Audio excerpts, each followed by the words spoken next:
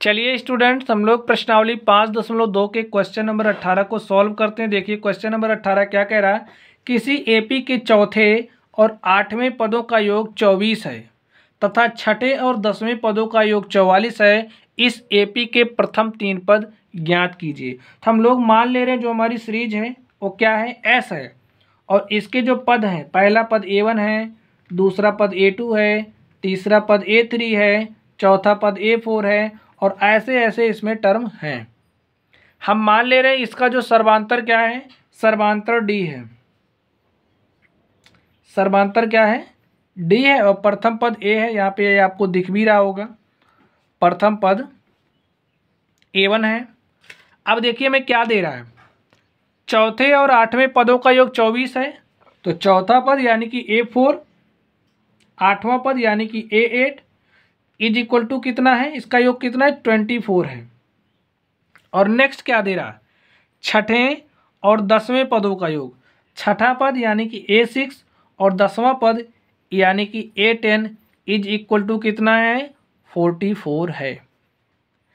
अब हम लोग सबसे पहले A4 निकालेंगे। चलिए इसको हम लोग इक्वेशन नंबर 1 और इसको हम लोग इक्वेशन नंबर 2 लिख लेते हैं। अब देखिए हमारा A4 क्या हो जाएगा, आप लोग फॉर्मूला अप्लाई करिए, A plus n-1 of D। तो यहाँ से क्या हो जाएगा, A4 निकालना है तो श्रेणी का हमारा प्रथम पद क्या है, A1 है। A1 हमने लिख दिया, फॉर्मूला आप लोग अप्लाई करिए। A1 हो गया, n-1, n कितना है, 4 है, तो 4-1 और ऑफ D, D कितना है, DA प्लस A8 क्या हो जाएगा, श्रेणी का प्रथम पद प्लस n-1, तो n 8 है, तो 8-1 of D is equal to 24। हल कर लीजिए। देखिए A1 प्लस 4 में से एक गया, क्या हो जाएगा, 3D प्लस यहाँ से क्या हो जाएगा, A1 प्लस 8 है, 8 में से एक चला जाएगा, क्या बचेगा, 7, तो यहाँ से क्या हो जाएगा, 7D इज इक्वल टू 24। यहाँ से देखिए A1 और A1 क्या हो जाएगा, 2A1 plus 3D plus 7D क्या हो जाएगा, 10D, और 10D इज इक्वल टू क्या आ चुका है, 24।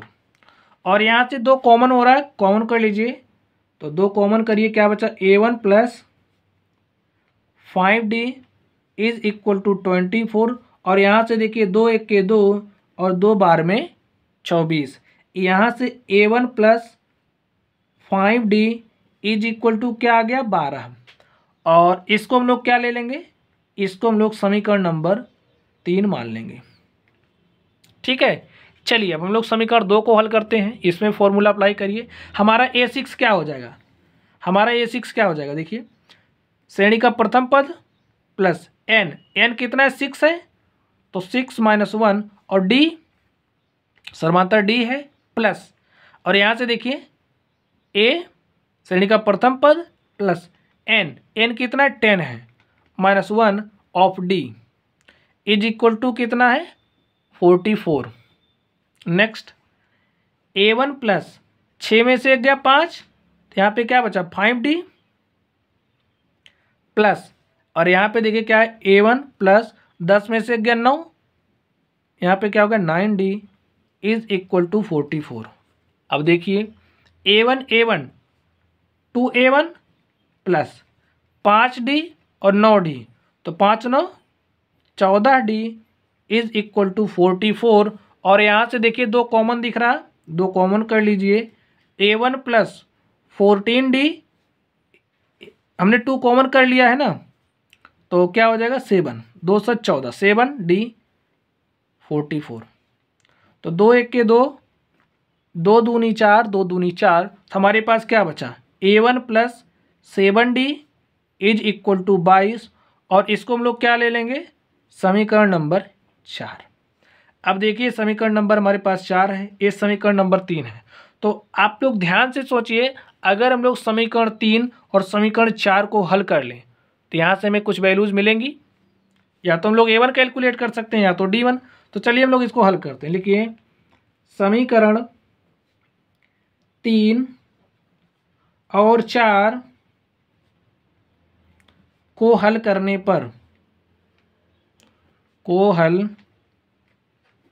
करने पर हल कर दीजिए। A1 plus 5D is equal to 12 है और समीकरण 4 क्या है, A1 plus 7D is equal to 22 है। तो इसको हम लोग विलोपन विधि से हल करेंगे। विलोपन विधि में एक वेरिएबल को हम लोग समाप्त करते हैं। तो लिखिए घटाने पर, तो घटाने पर क्या हो जाएगा, प्लस वाला माइनस, माइनस वाला प्लस हो जाता है, तो माइनस माइनस। देखिए A1 से A1 कैंसिल, 7D 5D, तो 7D में से 5D घट जाएगा तो क्या बचेगा 2D। यहाँ पे -22 प्लस 12 तो क्या बचेगा -10, और माइनस से माइनस हो जाएगा कैंसिल, और 2 1 के 2 और 2 पंचे 10। तो यहाँ पे देखिए D इक्वल टू क्या आ चुका है, हमारे पास D बराबर 5 आ गया है।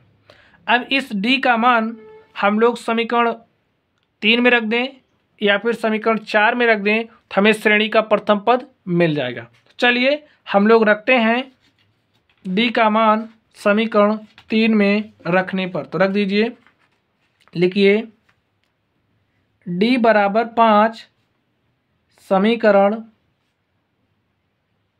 3 में रखने पर, तो रख दीजिए आप लोग।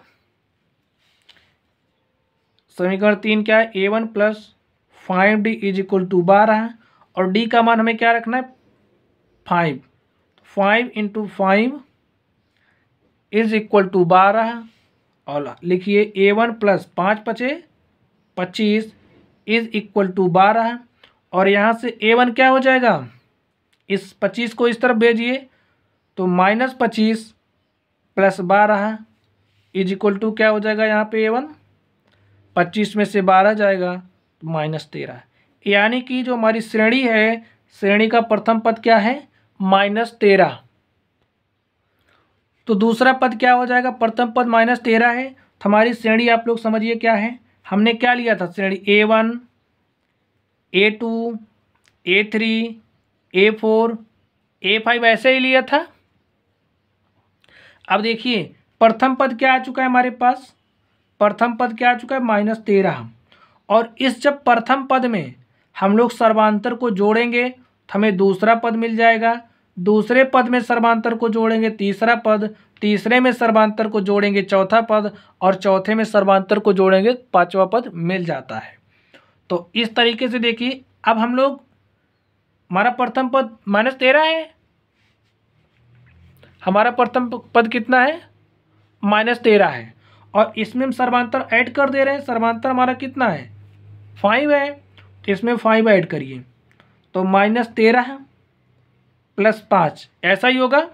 नेक्स्ट देखिए क्या हो जाएगा, अब इसमें हम लोग 5 ऐड करेंगे तो हमें अगला टर्म मिल जाएगा, तो -13 प्लस 5 है तो 5 ऐड करेंगे हमें A3 मिल जाएगा, और हमें प्रथम 3 ही पद निकालने हैं। ठीक है, प्रथम 3 पद निकालना तो हमारा A1 हो गया, A2 हो गया, A3 हो गया। चलिए अब हम लोग इसको हल कर लेते हैं। तो क्या हो जाएगा -13 और -13 प्लस 5 क्या हो जाएगा -8, और देखिए 10, 5 5 10, -13 प्लस 10 तो क्या हो जाएगा -3, और ये हमारी है क्या श्रेणी, हमारी सीरीज है। तो लिख लीजिए हमारी जो AP है, AP के प्रथम 3 पद कौन कौन से हैं, -13 -8 तथा -3 है। तो लिखिए अतः AP के प्रथम 3 पद -13 -8 तथा -3 हैं। तो स्टूडेंट्स हमें यही कैलकुलेट करना था, हमने इसको सॉल्व किया। तो चलिए आप लोग पढ़ते रहिए, अगर आप लोगों को कोई भी डाउट हो तो आप लोग कमेंट बॉक्स में कमेंट करना। Thank you.